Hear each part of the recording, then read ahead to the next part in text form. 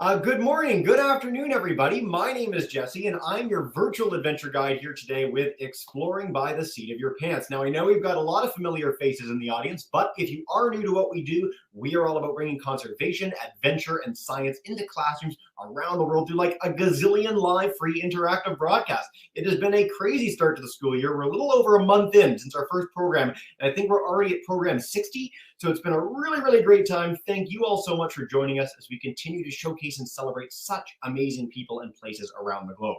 Now, today we get to deal with a topic that is one of my very favorite things to talk about here on the program, and that is Antarctica. It is literally and figuratively the coolest place that we get to visit and showcase. And so thank you all for being such enthusiastic fans. We had over 60 classes registered from around the world for today's broadcast. So welcome in, and please do let us know where you're joining from in the YouTube chat. Now, a quick housekeeping note, we are going to have a little Kahoot today between the talk and the Q&A. So if you want to open up a separate tab in your computer and type in kahoot.it, input this game pin. I will share this again for you guys, but we're going to have 4 quick questions together to test your understanding, have a little bit of fun between the talk and the Q&A. So feel free to get that up, and I will share that on the YouTube chat in a minute as well. Now, before we dive in, I just want to note this is part of a 4-part epic series. So we are joining with the series team. We're going to learn who they are in just a second for this McMurdo series of broadcasts. Last week, Joe hosted one on October 11th. That is on our YouTube channel. You can check it out now. Today, of course, we're diving in with Seasons in Antarctica, and our next 2 programs are November 8th and 15th. So please do sign up for camera spots. We'd love to see you there. Now, before we dive in with our speaker, I'm going to turn it over to Daniela Pennycook, who's going to tell us a little bit about how the series came together, the amazing organization behind it. So Daniela, thank you so much for joining us today, and take us away.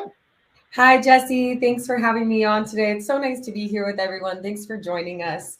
My name is Daniela Pennycook. I am the program integrator here at Ceres. We are the Cooperative Institute for Research and Environmental Sciences, and we are the largest NOAA partner here in the United States. We're based out of CU Boulder, the National Oceanic Atmospheric Association. We work really closely with them to communicate science to the public and bring programs like this to everybody. So you're joining us today through our Science Show and Share program. Ian Geraghty is going to take it away here, talking about his work in Antarctica. He's an atmospheric scientist and a PhD candidate with Dr. Sing-Sao Chu's LIDAR research group.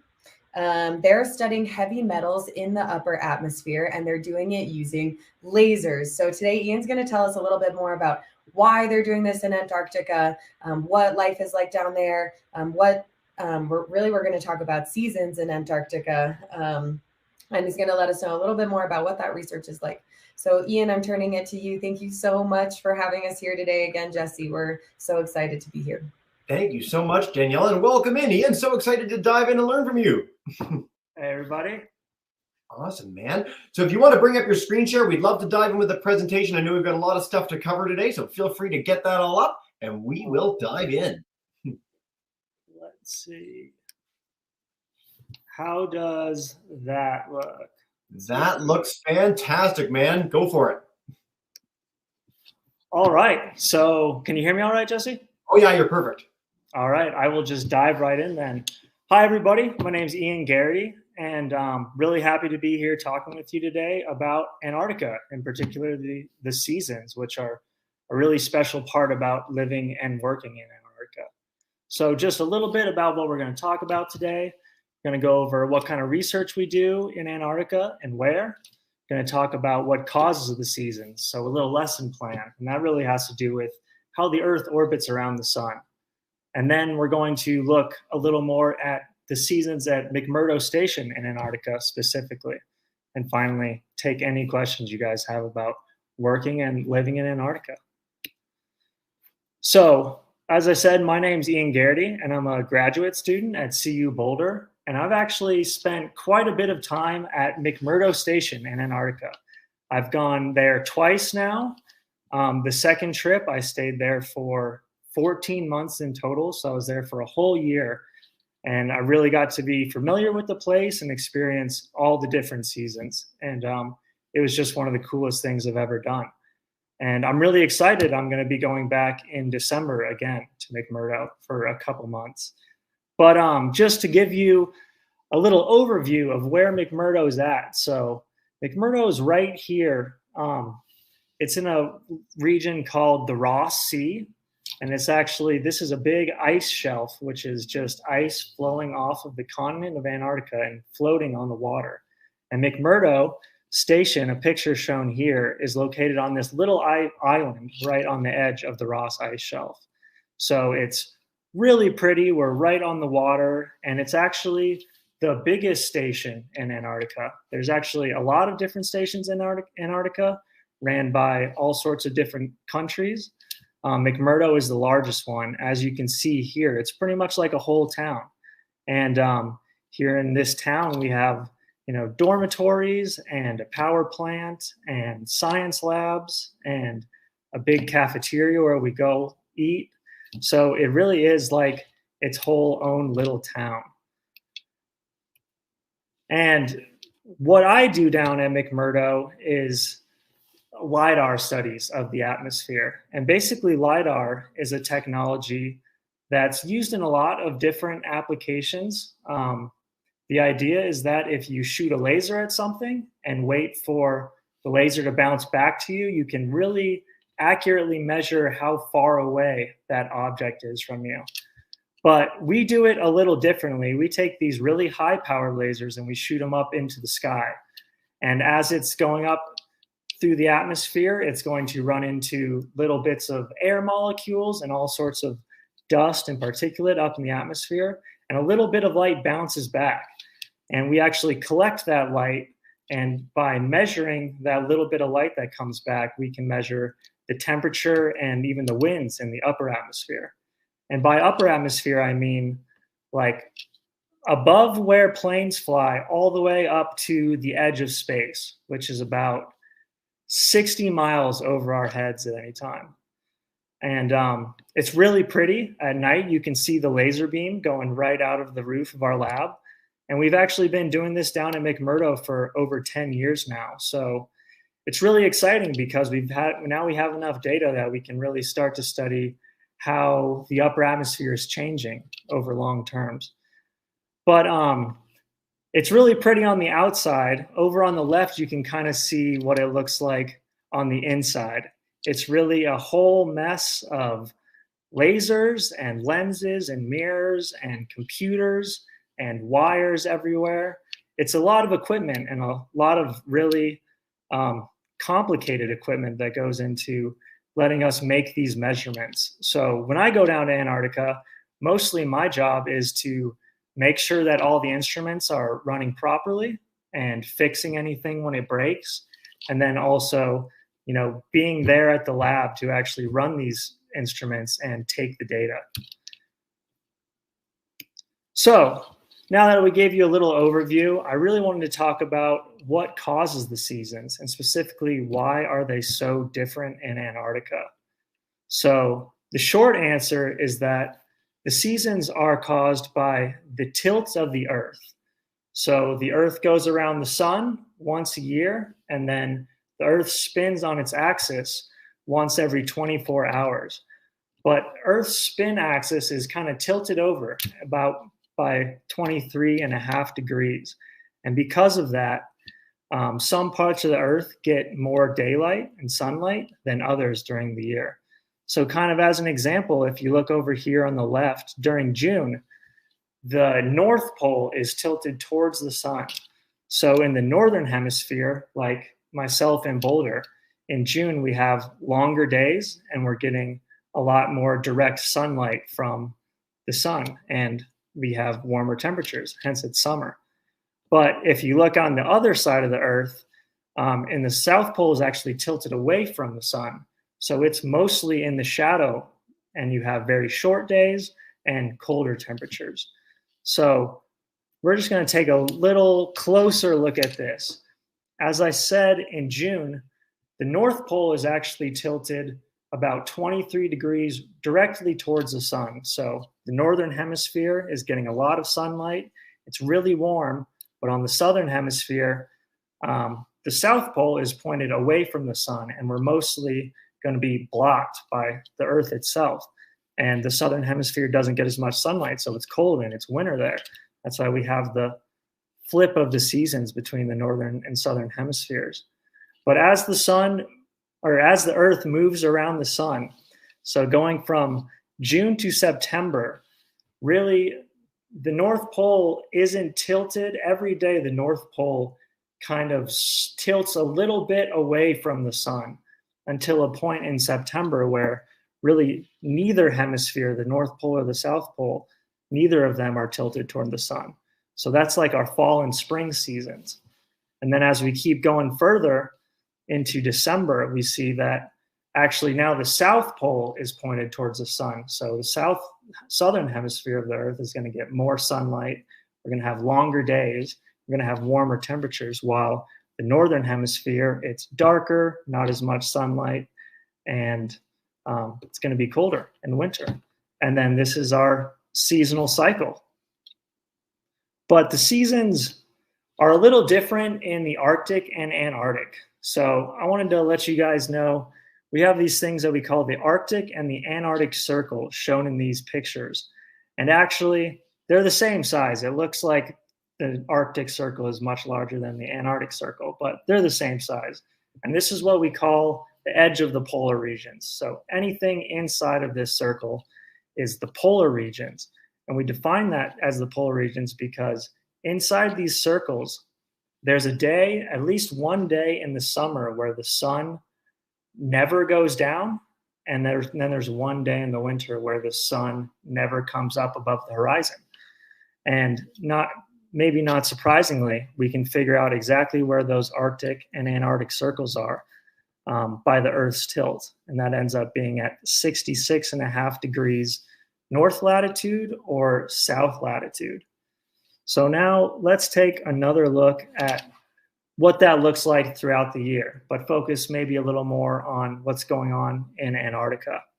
So in June, for me up here in Boulder, I'm actually tilted towards the sun and I'm getting a lot more extra sunlight. My days are longer and the temperatures are warmer. But if you look down in the southern hemisphere, if this was me at McMurdo, which is at 76 degrees south, so in the Antarctic Circle, we actually see that the entire Antarctic Circle is out of the direct sunlight, and it's actually going to be dark for most of the winter there. And same thing, like I showed on the previous slides, as we move around the sun, the north pole kind of starts tilting away from the sun until in mid-September, when the northern hemisphere and the southern hemisphere both get the same amount of sunlight. And then spring or fall. And as we keep going into December, so more like kind of the time of year now, we'll see that our days are actually getting shorter in the northern hemisphere because most of the south pole of the Earth is tilted towards the sun. And then because the south pole is tilted towards the sun, we see down here at McMurdo that the sun's never going to go down. And really, this is the big point that I wanted to convey to you guys, is that the seasons are caused by the tilt of the Earth.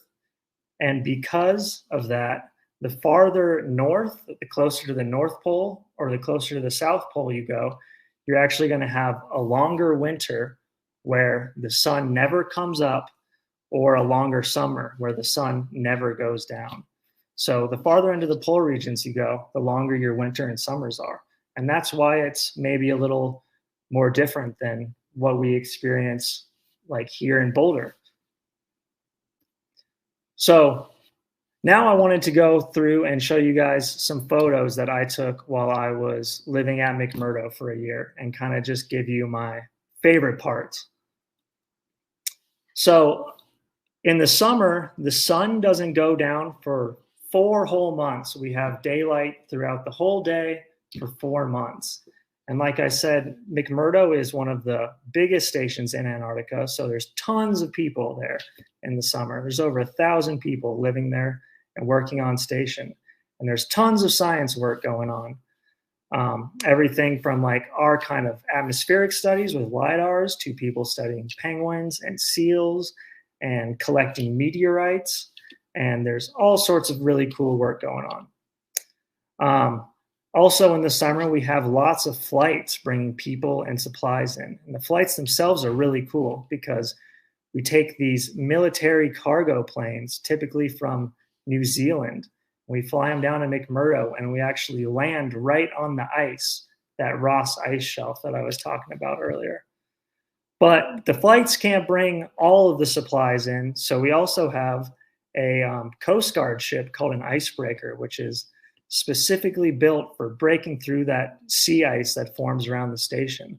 And that comes in and breaks a path for a big supply vessel to come and, drop us off more food and supplies and stuff we need to live down there.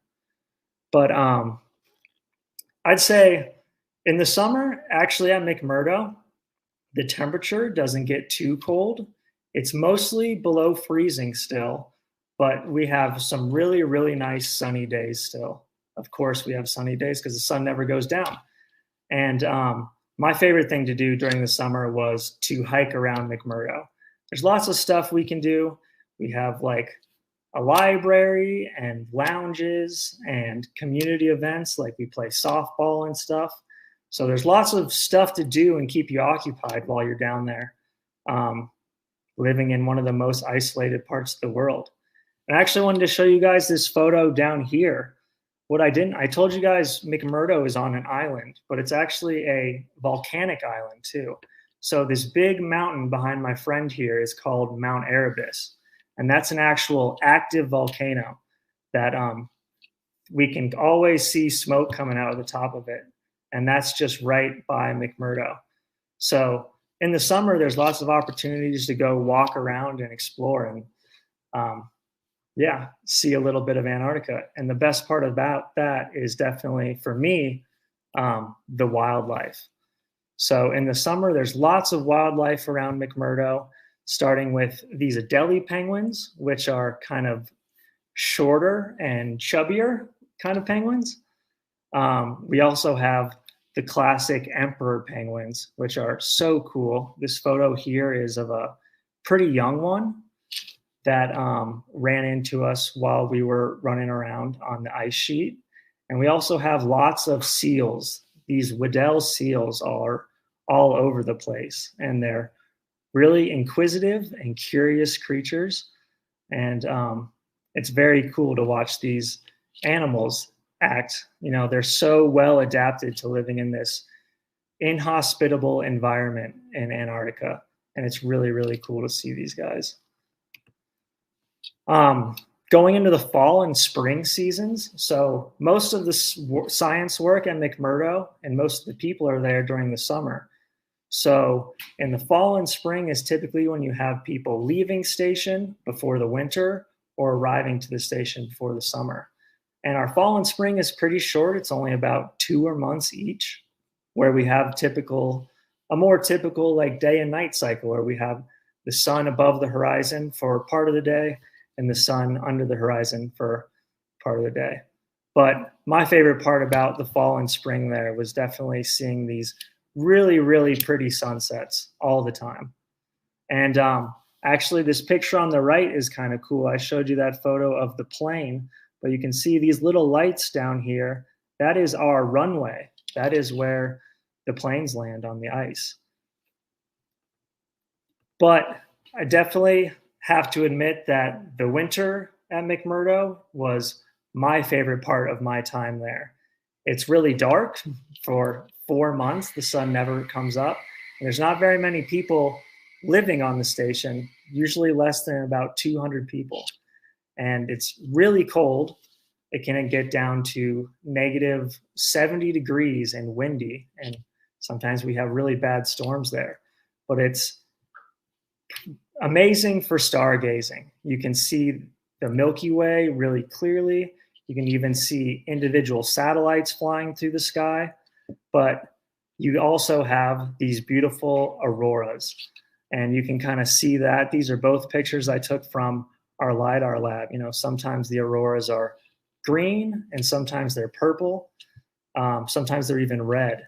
And it's a really, really pretty and amazing thing to watch. And I think actually one of the next lectures, one of my colleagues is going to, talk a little bit about why we get auroras and focus on that. So with that, I think I will have Jesse,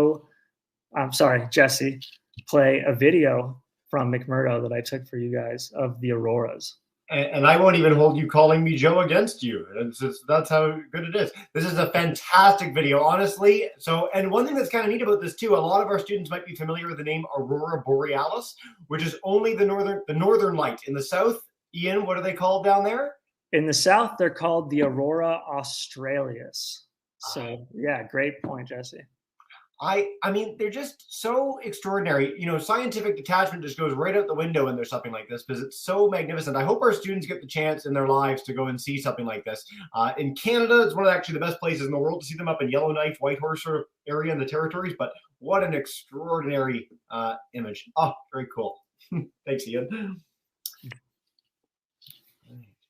Let's see. Do I need to stop sharing so you can show the video? Oh, yes. If we're done that, there, you're perfect. I can end the screen share, and I'll just say a huge thank you for all of that and giving us a little quick and exciting tour of all the stuff you get to do down there, summer and winter. And again, highlighting the differences in seasons is a really special opportunity in today's broadcast. So what we're going to do now is dive in with that Kahoot that I promised. So if anyone wants to join in, our pin is 704-3827. Ian, what you can do is help us with hints when there's a few seconds to go. And for students that might not be aware, the faster you answer in Kahoot, the more points you get. Now, you don't win anything, but you do win Ian and I's everlasting respect. And so I wish you all the best. We're going to dive in just a second. We got all our people pouring in here, so thank you all so much for our audience for joining in. And if you don't want to play Kahoot, you just want to answer the questions at home, that is totally fine as well. But we are going to get underway. And then I look forward to your questions. We'd love to hear from you. YouTube chat, let us know where you're joining from. Live classes, I'll come to you guys in just a second. But Ian, let's do this thing, man, and dive in with our first question. So exciting. All right, folks. And here we go. How much is the tilt of Earth's axis? So Ian was very explicit about this. We had a whole slide about it. Let's see who is paying attention. 0 degrees, 10 degrees, 45 degrees, or 23.5 degrees. Also, the Earth is not that close to the sun. That would end very badly for us if we were that close as in the picture. What do we got? 52 answers so far. There's so many of you. I think you guys probably are on the ball with this one. Let's see. Our finale. Most of you got this right. Way to go, 23.5 degrees, and that accounts for the fact that we have that Arctic and Antarctic circle at the 66.5. So let's see who's our leader right now. Purple Crab takes our lead with tropical deer right behind. Way to go. We'll head to question 2. If it's December and you're somewhere where the sun never goes down, are you in the Antarctic or Arctic circle? Ooh, we're going to have people... Okay, orient yourselves. I know we're all in the Northern Hemisphere right now, all our students today. Think you're in the Southern Hemisphere. It's December. Oh, it's October right now. What's going on? Oh, Ian, go ahead. In December, what season is it in the Northern Hemisphere? It's winter. So what's it down there? And so most of you got this wrong, but the 20 of you got this right. This is a tricky one. This is an interestingly worded one. I like it. So who got it right? Does Purple Crab still have our lead? No, Sturdy Hamster takes our lead. Way to go. Okay. Third question. I'll give Ian longer to give hints this time. What time of year does the team collect the best LiDAR data? When did you see the cool laser going up into space in the pictures? That might be your guide. Yeah, and I probably didn't talk about this enough, but think about when is it easier to see the stars? When it's light or dark out? So in the middle of the summer when it's light all day long for 24 hours might not be the best. Let's see what our audience thought. So a pretty even mix between summer and winter. We split them again, Ian. Winter's our correct answer. Again, when you have that perpetual darkness that allows you to do that research in a better way and get the most metal photographs of all time. Adorable ant, our whole leaderboard just mixed up there. Okay, adorable ants in our lead with our final question. So with regard to seasons in the Antarctic, we didn't talk about this too much, but I want to see what you guys think. How much extra sea ice around Antarctica forms in the winter? So when it gets much colder there to the -70 that Ian was talking about, there's no extra ice? Is it 10% more, like a little extra? Is it grow by half again, or nearly 10 times as much? Sounds outlandish and ridiculous. One more second, get those answers in. So the answer is 10 times as much. If you look at the British Antarctic Survey and talk about the lowest extent of sea ice versus the highest, there is 10 times more sea ice in the winter, which is ridiculous. I'm in Newfoundland, and I hear that the winters here get to be like that. It's going to be my first winter soon, so we'll find out. Legend Raccoon is our bronze medalist. Let us know who you are in the chat, by the way. Focus Turtle, number 2. And number 1, our winner of our Kahoot, way to go, is Adorable Ant. It was a crazy Kahoot. We had the leaderboard shift a whole bunch of times. It kept us on our toes. I'm very excited. All right. Ian, we're going to dive in with questions, man. So YouTubers, please feel free to share in the chat. Let's start off with Foster's Fabulous Sixes. Welcome in, guys. I'm going to bring you guys into the broadcast in just a second in Holland Landing. And take us away, folks. Hi. Hi. What temperature is the hottest in Antarctica, and what's the hottest month? Ooh, hottest month and hottest temperature. Very good question. So, December is the middle of the summer in Antarctica. So that's typically when it gets the hottest. But usually it doesn't really get above freezing. And that's good because there's a lot of ice in Antarctica and we really don't want it to melt. That would be bad. And that's kind of happening as a result of climate change. But I'd say the hottest temperatures is sometimes we do get heat waves, and actually a whole lot of Antarctica will be at temperatures above freezing. And we're starting to see that happen more often now, actually. When you were there, what was the hottest temperature you experienced? Was it ever, so I mean, we've got Americans and Canadians here, so we've got the Celsius Fahrenheit thing going on, but it got above 0 Celsius and above 32 Fahrenheit while you were there, or was it always above freezing? Absolutely, it got above freezing. There were a couple days where I was walking around in t-shirts and shorts. So maybe 50 degrees. Okay, 10 Celsius, very good. Yeah. Let's head to our friends next at the Crest Academy. Welcome in, Ms. Bass O'Brien. Joining us in Salida, Colorado. Unmute your mic, guys. You're good to go. Hey. Hey, guys. Okay. What is the hottest it got in winter? Yes. Ooh, another really good question. It's always below freezing in the winter. At least the year that I spent there, it was anytime you went outside, you'd really want to put on all of your clothes, just about every bit of clothing you had. You know, those really big red jackets they give us do a super good job at keeping us warm. I would guess that the hottest temperature it got during the winter was probably just about freezing, 0 degrees. I don't think it really ever got much warmer than that. Well, and I love, too, that you mentioned walking around in a t-shirt. So one of my very favorite things in reading the books of the original Antarctic explorers was it was so cold in the winters there. It was negative 50 and stuff that when it got to be like negative 25, they were stripping down and taking off all their coats because you get acclimatized to the temperature. And I find that such a fascinating thing that no matter where you are on this planet, you slowly but surely get used to this. I went to California once. It was 25 degrees Celsius or 75 Fahrenheit, and all the San Diego people had coats on, and I was a Canadian from Toronto, and I was walking around with shorts and a tiny t-shirt and wanted to go shirtless. So I love this distinction as sort of you travel around the globe, you get to experience these different places, and you've had such great experiences there. And it is crazy how fast your body gets used to that. Absolutely. Ian, let's head to the Merrifield team in Falmouth, Maine. Come on in, guys, and take us away. Miss Jen, I'll come to you in 2 quick seconds. The button shifted there. So Merrifield first, Madam Jen next. Hi, my name is Addison. Have you ever seen any animals in danger because of global warming? Ooh, good question. Ooh, very good question. Just stay right there.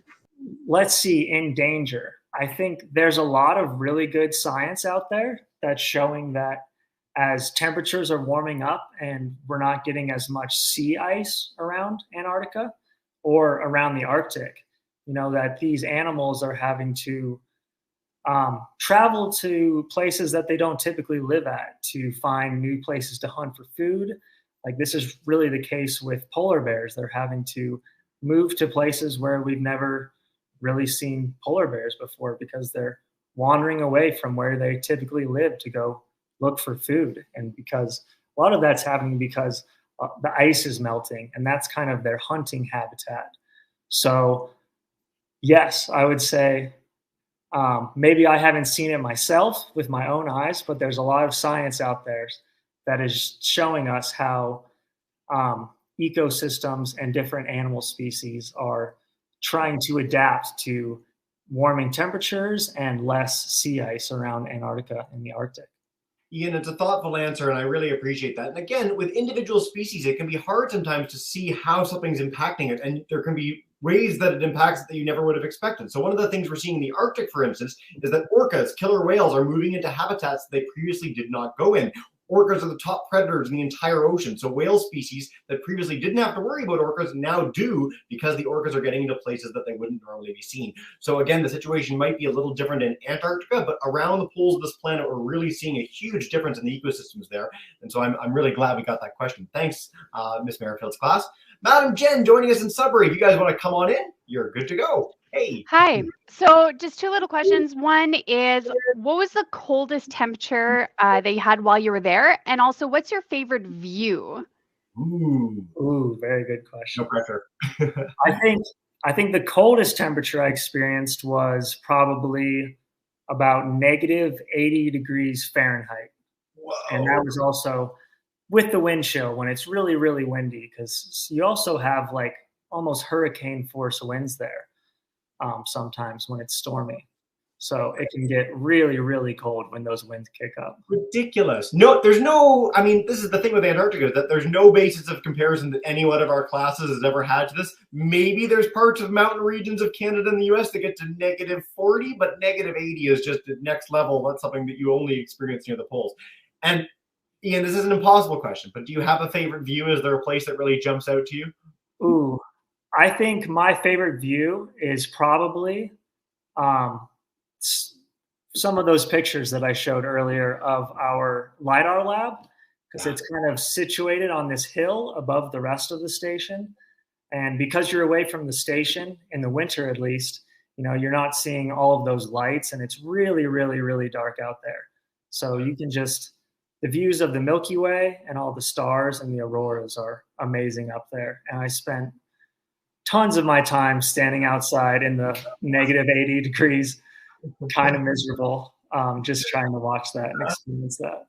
That's a great blending of the two questions together. Like, you know, a view is extraordinary when you're willing to give, withstand negative 80 and just stand it there shivering just to take it in. I hope our classes, a lot of our students today are coming from big cities. Take the chance, go 20 minutes outside of town to see what the stars look like out there. And it's such a different, almost magical experience. And Ian, thank you so much for sharing all that today.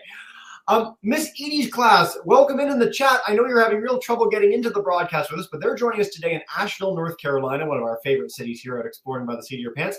And they want to know, the 5th grade global explorers there want to know, how much plant life can the Antarctic sustain? Good question.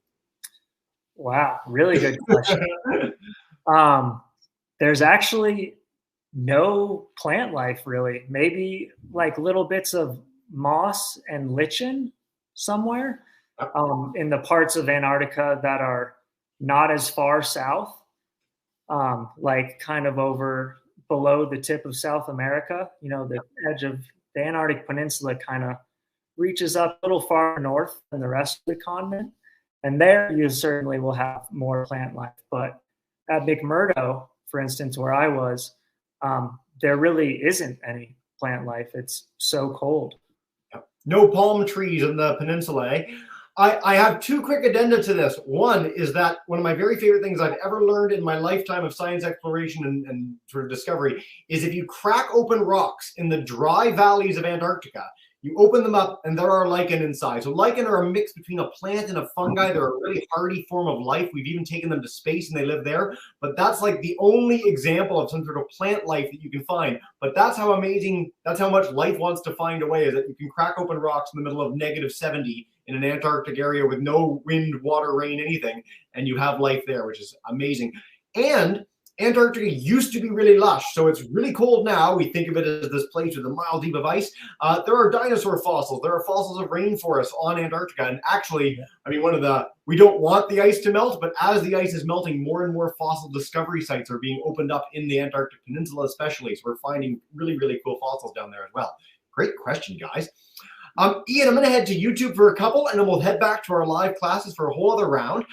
Thanks to Daniela for answering things in the chat as well. Cynthia, Mr. Pui's class joining us, wants to know, how many animals do you usually see there? You shared a bunch of pictures of them, but is there anything that really stands out? Ooh, yes. So the ice around the station is there for most of the year, and pretty much any given day you can go out and see tons of seals lounging out on the ice and sunbathing, and that's really cool. They almost look like just little black blobs really out there, but every once in a while they get closer to the station. Yeah, awesome, man. Chad wants to know, does Antarctica get large storms when you're down there? Are you blasted by hurricanes, tornadoes, sharknadoes, anything of the sort? So not exactly hurricanes, but absolutely. We get some really bad storms in the winter. And of course, in the winter, those winds kick up and it gets extra, extra cold. But yeah, it'll get so windy that it'll almost blow you off your feet. And actually, we have these codes when you're on station for when, if the weather's too bad outside, they will just tell you to stay in your buildings. You're not allowed to go outside because the wind will kick up so much snow and ice that you won't be able to see from one building to the other. And they're afraid you'll get lost. So we just hunker down to be safe. I've often seen, we've had a lot of Arctic researchers too. We've had ships locked in the Arctic ice. We've had Antarctic researchers on before, and they'll make a line, like a lead that you follow in the dark so you don't get lost because it's a flat, featureless terrain. When you've gone out at night in the winter especially, do you have to follow a lead? Like, is there a rope you go on, or are you using lights in the ice, or how are you getting around? We do absolutely have those ropes as a safety precaution if you did have to go outside in bad weather for an emergency or something.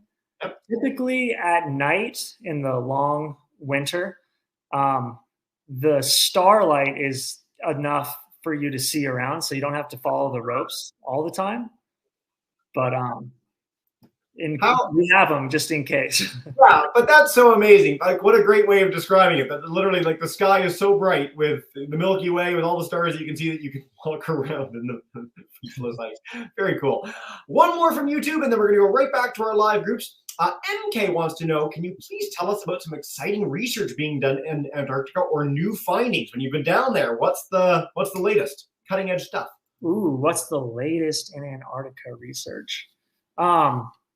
I'd say I'm going to defer away from our own LiDAR project and talk about something else for just a minute because I think it's so cool. But we have really, really good instruments on satellites now that can measure how much ice is being lost in Antarctica over the whole continent. And we can make these measurements really well. So we have really good science showing us that the East Antarctica is losing a ton of ice, and the ice loss is kind of increasing in rate as things are getting warmer, the atmosphere is getting warmer, and the oceans are getting warmer. So we can see that the ice loss is kind of related to those warmer temperatures. And I just think it's really cool that we have satellites that can show us like a picture of all of Antarctica and where we're losing ice, where we're gaining a little bit of ice. But overall, it's definitely we're losing ice. I'm really glad. And I mean, for our students, kids these days have grown up with climate change as just part of their lexicon. That's something that we all sort of have grown up with, sort of understanding, recognizing. But that knowledge comes from science like this, where we are assessing entire continents, huge regions with satellites, with on-the-ground data. And I'm really glad you've taken the time to talk about that a little today. Ian, let's go back to our live classes. We might go a little over time, a couple minutes, because we're rebels together, but we'll head to Foster's Fabulous Sixes once again. Come on back in, guys. Hey. Oh. Yes, you are on camera. What's your question, guys? We don't have Okay. No questions? You just wanted to say hi? No, we have one. I have a question. What's your question? My question is, what was your favorite food that you ate in that? Favorite food that you're eating down there? Ian, any steak tartare or lobster tails? So that's a really good point. I didn't talk about the food there, but because all of our supplies come on planes, we really don't get that many fresh vegetables or fruits, except when a flight comes in and brings us some. So lots of flights come in the summer when there's lots of people there.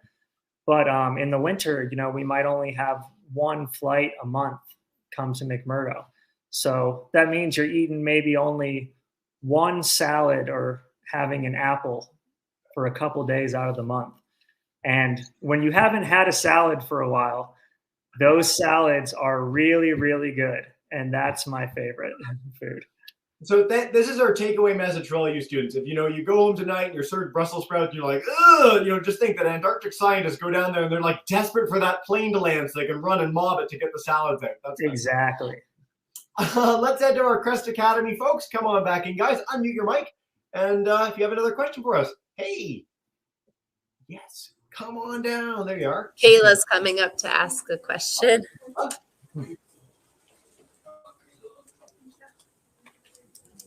Come over. Hello. Hi. I have a question for you. What was the longest period of time you had without sunlight, and what was it like? Yeah, good question. Great question. So in the winter at McMurdo, the sun didn't come up for a whole 4 months. So pretty much from April to August, it was completely dark. And that's a really, really weird thing, as you can imagine. It kind of messes up your sleep cycle. And it can be kind of sad not seeing the sun for that long.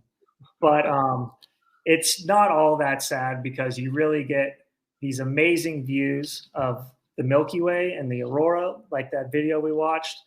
And that 100% makes up for it. But the winter is a weird time in McMurdo. There's not a whole lot of people. It's dark and you're very isolated. And some people like it and some people don't. I love how optimistic a guy you are. You're so grateful for the experience of going to Antarctica. And again, it's such a special experience on this planet. So few people, all things considered, have ever been down there or spent near the time that you have. And that really shines through. So I really appreciate that, Ian. Let's take our final 3 questions. Miss E's 5th grade global explorers in our chat want to know, what type of gear do you wear outside? So, I mean, it's -80. You're frozen. You're wanting to look at the laser and the northern lights. What are you wearing? All right. That's a great question. So in those cases, I would pretty much put on every bit of clothing I had. So long underwear, sweatpants, then snow pants. And the big thing is really our red jackets. And everyone that goes down to McMurdo is given a red jacket before they go. And these are big Canada Goose parkas that are filled with real goose down. And they're so warm and they're so good at keeping us warm that it actually does make it manageable to go outside and enjoy yourself when it's almost -80 degrees outside. Canada Goose could just take that whole clip you just did and use it as a promotional ad. We can talk about that in the future. Fantastic. Let's head to Madam Jen's class. If you guys have one, come on in and we'll wrap up with this Merrifield's team in just a second. Hey. So who is the youngest person that's ever been to Antarctic or like to McMurdo Station or whatnot? Oh, great question. I'd say the youngest people that have gone to McMurdo have probably been around 18, maybe like 18-ish. I was 21 when I first time I went. But sometimes people right out of high school will come down. See, if I'd known that was an option when I came out of high school, I would have applied. But the students, I know we've got a lot of grade 6s today. In 6 years, just think about this. You could put in an application. We'll find out from Ian and Daniela how to do this. And maybe you could be the first and youngest person to go to Antarctica. Yeah, we'll get you down there. Very cool. Follow with me, Miss Merrifield's class. Wrap us up with one more question, and then we'll make sure that you guys all have the resources you need to learn more and keep the excitement going with our rest of our series and some things you can do after this broadcast. But Miss Merrifield, come on in. Hey, guys. Hi. My name's Susie. I'm Calvin. And our question is, how do you sleep when you're there? And has any of your equipment ever fallen under the ice? Yeah, great question, guys. So sleeping is a little hard. As you can imagine, if the sun's up for 24 hours of the day, it's kind of hard to tell when you're supposed to go to sleep. It's not really supernatural, but they help us out with that a little bit by making sure all the dorms that we live in, where everyone on station lives, have really nice blackout curtains. So you can still make your bedroom really, really dark. I never had that much problem with sleep, but I certainly know a lot of people have had their sleep cycle messed up a bit because of the constant sunlight or the constant darkness. Yeah. And then any of your gear falling beneath the ice? Is this something that even can happen where you are in McMurdo? So thankfully, like I said, McMurdo is on a little island kind of surrounded by ice. So our lab and our instruments are on the island, and we don't have to worry about them falling through the ice. But that being said, we certainly have equipment failures and stuff go wrong all the time. So a big part of my job is to make sure that when something breaks, we can fix it, and that we have a spare part on hand maybe. And that's really a ton of my job when I'm down there. I'm sure there have been researchers down there that have lost stuff in the ice, but the 18-year-olds, they don't bring them back anymore because of that. Ian, this has been such a spectacular presentation. I'm going to ask you one last question in just a minute, but I want to make sure that all our classes know. Again, check out series.colorado.edu. They do amazing outreach work at the link below. I'll make sure all our classes have that, and specifically the Science Show Share program. Say that 5 times fast. It's very fun. If you guys want to join us for the rest of this series, we've got 2 more programs on the McMurdo subsite below on November 8th and 15th. And of course, our last one is on our YouTube channel too from October 11th, A Day in the Life at McMurdo. Ian, is there a final message before we bring in our classes to say a big thank you and goodbye? Is there something that you want all our kids to leave with about your experience in Antarctica or about seasons down there? Yeah, I guess I'd like to tell you guys that when I was your age, I didn't really know that it was possible to even go to Antarctica. And I want you guys to know that it is possible, whether you're doing research or you want to go down there and cook food for everybody or work as an electrician or a plumber. There's so many jobs down in Antarctica, and it really is an amazing and cool place to go see for yourself. Ian, that is spectacular. Thank you so much for your time today. We appreciate it so much. I can't wait to hear how the journey goes when you get the chance to go down for December. And now what we do to end every broadcast is I'm going to bring in all our teacher friends to say a big thank you and farewell. So, Madam Jen, our Merrifield team, Crest Academy, and Foster Side of the Sisters, thank you so much. Thank you.